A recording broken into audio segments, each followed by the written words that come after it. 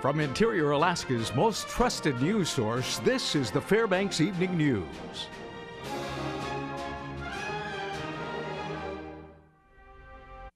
Good evening. Thank you for joining us. Our top story, a motor vehicle accident sent one person to the hospital with injuries this afternoon. The collision was reported around 1 p.m. near mile 350 of the Richardson Highway, just before the Airport Way intersection.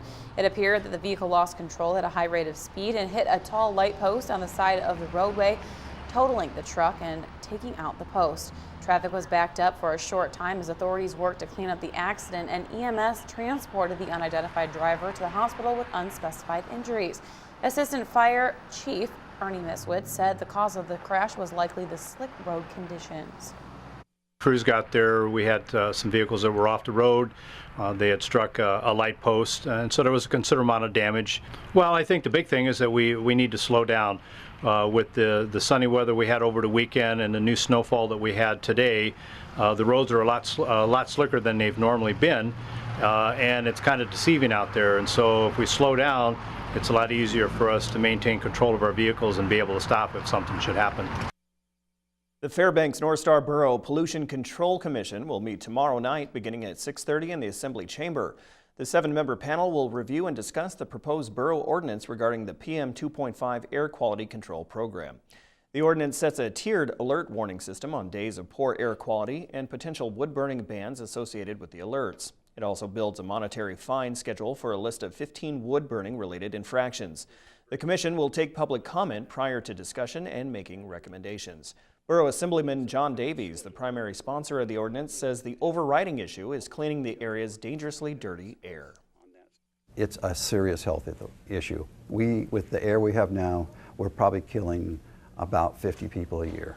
And that's a pretty tough number. I hear almost every day about people who are thinking about leaving town or trying to get their kids in a different school, because of the air quality. We've got to get our hands on it. A former Fairbanks police officer is facing charges after Alaska State troopers say he attempted to drive a vehicle while intoxicated. According to court documents, 45-year-old Christopher De Leon was reported by a ready call to authorities. His pickup was running in the parking lot of the Big Dipper Arena, but De Leon was inside the ice rink. When he came outside, troopers say he failed field sobriety tests and had a gun in the truck. De Leon was taken to Fairbanks Correctional Center and is scheduled to be arraigned tomorrow morning. An expert gunner visited the interior this weekend to share his expertise at a pistol shooting clinic. 20 people attended the bullseye pistol shooting class that involved a course of firing with one hand with slow timed and rapid fire targets. Reporter Amy Chanzé has the story.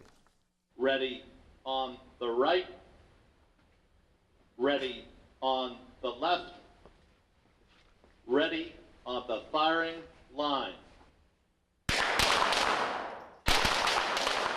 A two-day clinic over the weekend gave folks a bang for their buck. Fairbanks Fish and Game Range, along with the Alaska Interior Marksmanship Committee, or AIMCOM, hosted the pistol shooting clinic. 12-time national pistol champion Brian Zins taught the class. Aim doors with a dot. If you have it up on like 7 or 8, you can't see past it. It's like, bam. Zins is a former Marine MP and gunnery sergeant, a former National Rifle Association competitive shooting manager, and a star of History Channel's Top Shot show. He's great. He's among the best in the United States, and we're really lucky to have him up here telling us all he knows about bullseye shooting. The class was held at the Hunter Education Indoor Shooting Range. They offer a lot of courses aimed to promote safety and improve marksmanship. Paul Mackey chairs the AIMCOM League program and says their Winter League starts next week. Centerfire League on Wednesday is not full yet.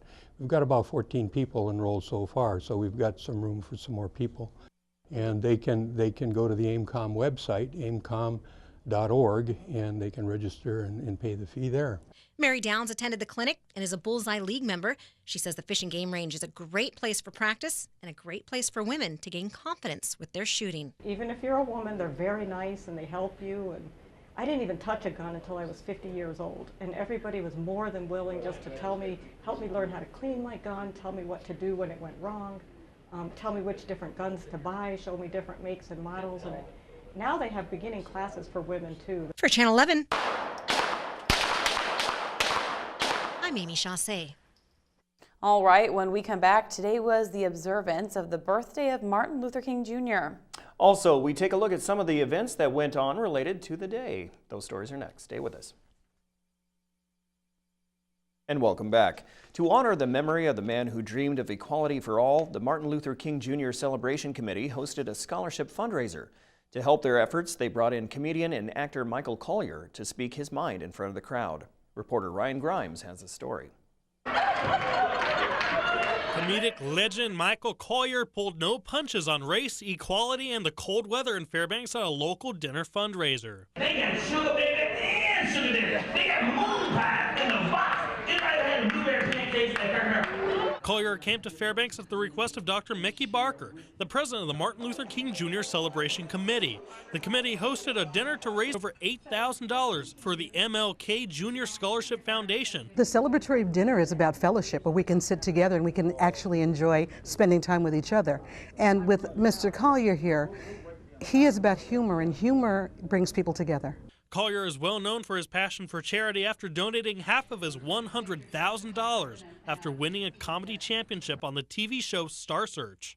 I was, I guess, discovered by this fabulous woman on another production I was doing, and I guess she felt like I'd be able to say the right words to make this thing feel right and go down right. Your mama is the greatest family member you'll ever experience. The MLK Scholarship is open to all seniors in the Fairbanks North Star Borough School District. The deadline to apply is March 13th. Martin Luther King is still doing very, very, very much for us in his presence and what he put down and what he laid down in his legacy. I'm here to talk about that and have fun with it too. I know if I went to an event like this, I wouldn't want to sit here and hear a bunch of blah, blah, blah. I would want to be entertained. This is Ryan Grimes reporting. Interior residents got free legal help this Martin Luther King Day thanks to volunteering efforts from 26 local attorneys. Attorneys have been volunteering their time today to give legal advice for those asking for help. The Alaska Bar Association holds this event annually on Martin Luther King Day as a public service project statewide. Lawyers participating are advising people on issues involving landlord and tenant discrepancies, family affairs, civil liabilities, and more. Alaska Bar Association President Geoffrey Wildredge says that attorneys are recommended to volunteer at least 30 to 50 hours of their time annually to the public. There are people who simply cannot afford lawyers, and the other resources that exist in terms of Alaska Legal Services and entities of that nature that provide free legal help are basically understaffed through no fault of their own. They need more help, and we're just here doing what we can to provide that help. Alaska's senatorial delegation today shared thoughts on Martin Luther King Jr. Day, which honors America's most iconic civil rights activist and leader. Dr. King was assassinated on April 4th of 1968. Today would have been his 86th birthday. Freshman U.S. Senator Dan Sullivan released a statement saying all of our lives were forever changed by King's cause for freedom. He also reflected on Alaska Natives who fought to pass the Anti-Discrimination Act of 1945. The senator added that he will work to, quote, erase all traces of the scourge of racism and bigotry in our state and in our country, end quote. In a video release, Alaska's senior U.S. Senator Lisa Murkowski said Dr. King's message is still needed today in order to enable healing. From Ferguson to New York City, we see that America still has healing and work to be done to increase understanding and empathy and embody our Founding Fathers' aspirational statement that all men are created equal. Dr. King's message of building bridges and promoting tolerance and equality is still very much needed. All right, Joe Cook is up next with Governor Cup highlights and more. Also, the weekend recap is after the break as well. And for those of you who caught the Saturday cast, don't worry, he didn't drink a soda.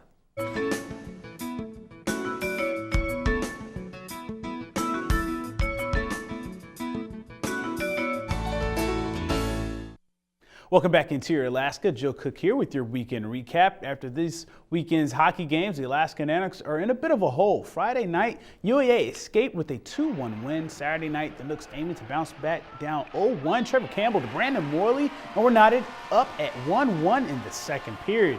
And again, down a goal with 1:15 left, and UAF's Sean Hokosen with a clutch score with that goal right there forces overtime after the Tyler Morley assist. The Nooks were up 48-16, and shots on goal. Olivier Mantha made 46 saves for UAA. Then with 2 minutes left in overtime, UAA's Blake Stachel was in the right place at the right time, burying the game winner after a loose puck lands right in front of him and an open net. Anchorage stuns Alaska with a 3-2 overtime win. They take a 2-0 lead in the Governor's Cup Series. Both of the Natick basketball teams lost over the weekend. As we go to the results, the shorthanded women's squad fell 67-82 to number 5 UAA. No Jordan Wilson, Arnisha Smith, or Kelly Logan, this one due to injuries. Kaylee Jold and Benisa Bulaya had 11 points apiece for the Nooks. Their 6-game win streak was snapped. Jessica Madison led 5 Seawolves in double figures with a game-high 15 points for UAA. The men's team, they lost 64-76 to the SPU Falcons. UAF's Anthony Reese scored a game-high 18 points. That's a career high for the senior. The Fairbanks Ice Dogs are on a 5-game winning streak right now. The Ice Dogs never trailed in their 4-1 victory over the Kenai River Brown Bears Saturday night. Hans Gorowski, the Midwest Division Player of the Week, led all skaters with 3 points, a goal and 2 helpers. Kevin Aldridge, he had 2 shutout periods on his way to a win with 31 saves. Jack Gessert had the lone goal for Kenai River. The Ice Dogs are now up 7-1 in the Raven Alaska Cup Series. They host the Wenatchee Wild this weekend in the Dipper. The Kuskokwim 300 wrapped early Sunday morning, and a host musher won the title. Bethel's Pete Kaiser won the dog sled race, coming into Bethel at 5:31 Sunday morning with 9 dogs. Kaiser finished the Yukon Quest and Iditarod qualifier in 35 hours, 1 minute, 15 seconds. Defending Kuskokwim champ Ron Boozer finished second at 5:44 a.m. Despite leading the majority of the race, Kaiser was always a few minutes behind Boozer throughout this race, though. Jeff King finished third, Ken Anderson of Fox was fifth, and Lance Mackey finished 15th, respectively.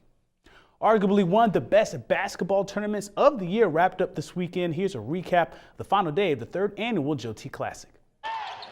In the Saturday night boys Joe T finale, Lathrop went up against West Valley in the first matchup of the season between the two rivals. Lathrop was up 8 with less than 2 minutes to go. But the Pack, they tied the game at 63 on a Tyrell Peterson 3-ball. But Lathrop, they made the critical late free throws, and they win 69-65 for their lone Joe T Classic win.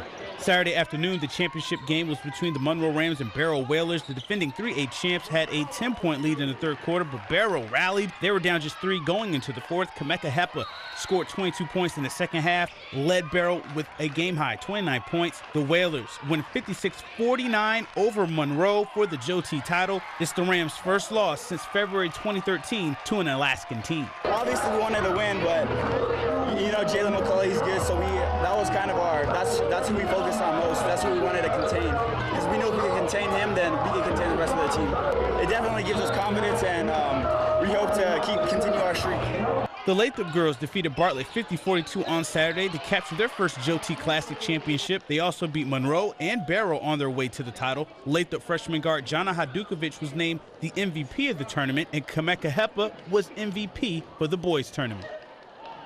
It's the end of the weekend recap, so that means it's time for the I-5 Interior Top 5 Plays.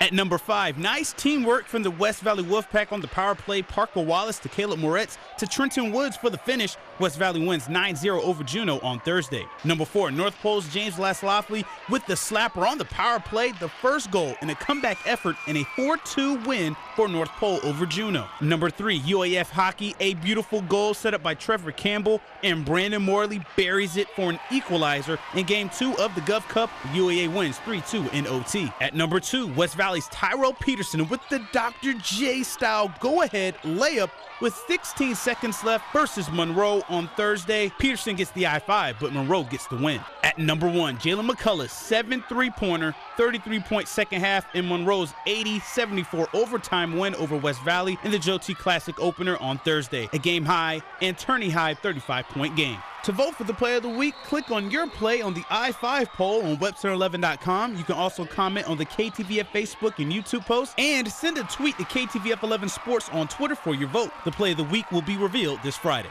The I-5 Sports Report is brought to you by Adient Orthopedic Physical Therapy.